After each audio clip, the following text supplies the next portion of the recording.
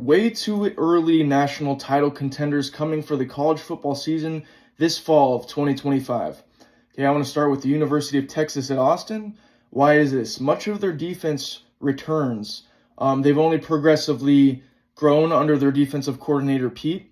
And then on offense, Arch Manning is getting the keys to the Lamborghini. He's going to be the first full-year starter with him at the reins and C.J. Baxter returning from injury back in the backfield. If you don't know, he was one of the top running backs from his respective recruiting class.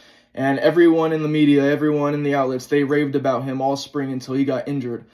So I believe that backfield combined with a young receiving corps and that defense in turn is gonna turn Texas into a legit contender. Now, they do have to retool 4 of their offensive starters on the line.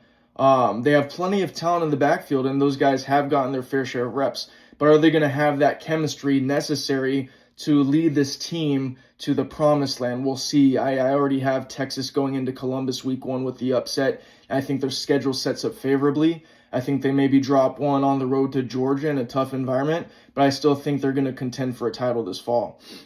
Next up, we have Alabama under Kalen DeBoer. I think they are prone for a bounce back year. They return much of their production this coming fall. They just brought back Ryan Grubb. If you don't know, Ryan Grubb was the offensive coordinator under Kalen DeBoer while he was at University of Washington, and we all saw what they were able to do with that dynamic offense with Michael Penix at the helm and how creative they could get, whether it was the pass game or the run game complementing the offensive game. I think that's going to take this offense to new heights.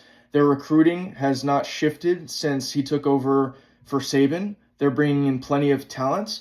And I think the continuity, especially under year 2 of the season, is going to set up for success. And I also think their schedule, especially their home slate, sets up well. I think they drop one, whether that's on the road to Georgia. I actually think they win that game. But I think they could drop a dud, maybe even to Auburn to end the season, finishing 11-1, but still making the SEC title game. Who next do we have? Penn State. Okay, so they just poached the top defensive coordinator in college football in Jim Knowles. Jim Knowles was originally at Oklahoma State under Mike Gundy, where he turned them into, I think, a top 3 defense in back-to-back years before Ohio State poached him.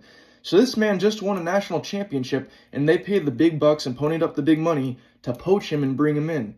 So defense isn't going to be a problem, let alone they return much of their secondary. They have a couple of studs on the defensive line, and Danny Dennis Sutton returning. They've got their quarterback returning. They've got some weapons at the wideout position coming via the portal. And then they got their backfield and Singleton and Katron Allen returning. I think their schedule sets up well.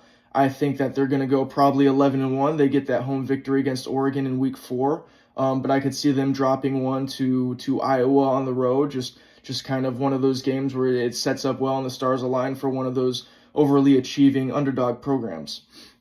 Okay, who do we have next? Georgia. You can't count out Georgia. What they've done under Kirby Smart, they don't rebuild, they reload. They have 5 stars in their second and third string depth chart. However, I don't know if they're going to be elite because they do lose a lot of starting talent too. So what it's going to come down to is, can the defense in the front 7 get back to it was a few years ago? And are they going to have viable options at the wideout position? They just got Zachariah Branch out of USC. I don't think USC made the most of his talents. He's very dynamic, but can he become more polished as a route runner? A few months ago when he was still at USC, I actually predicted him to go to Georgia, and I think he's going to get utilized more properly. I think Georgia's probably a 10-2 regular season team, but they're still going to make the playoffs and possibly make a run. And then we have Clemson. This is our 5th and final team that I believe can contend next year. I don't know if they will. You know, I tend to look at returning production when it comes to analyzing teams going into the following season, but they return a lot. They return much of their offensive line. Cade Klubnik threw for over 3,000 yards. They finally started to turn the switch under Riley, Lincoln Riley's younger brother, as the offensive coordinator. They have plenty of wideout talent. They have a couple of freshmen, and Wesco and Moore, who were studs this year. They're returning. So I think they're going to need a new running back. But their defense, their front seven is going to be stout too. Their backers will be fine. They just brought in a transfer from Alabama. They have Sammy Brown in his sophomore year, and their D-line is going to be formidable, and their schedule sets up very well. I think they get that opening week win over LSU.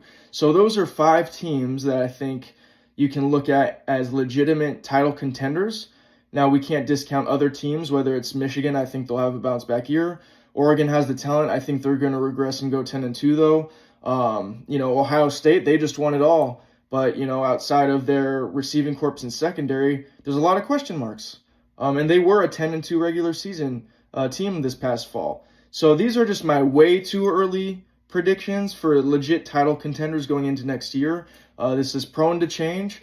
But humbly speaking, I have successfully predicted the last 4 national champions, Georgia back-to-back, Michigan, and then Ohio State about a year in advance based on, I look at returning production, strength of schedule, and incoming talents. And then I also look at the body of work the prior year, how they won. Was it dominant? How did they lose? Was it close margins? And these are things I take into account in regards to who I think is going to be good the next season. Have a good day, guys. God bless.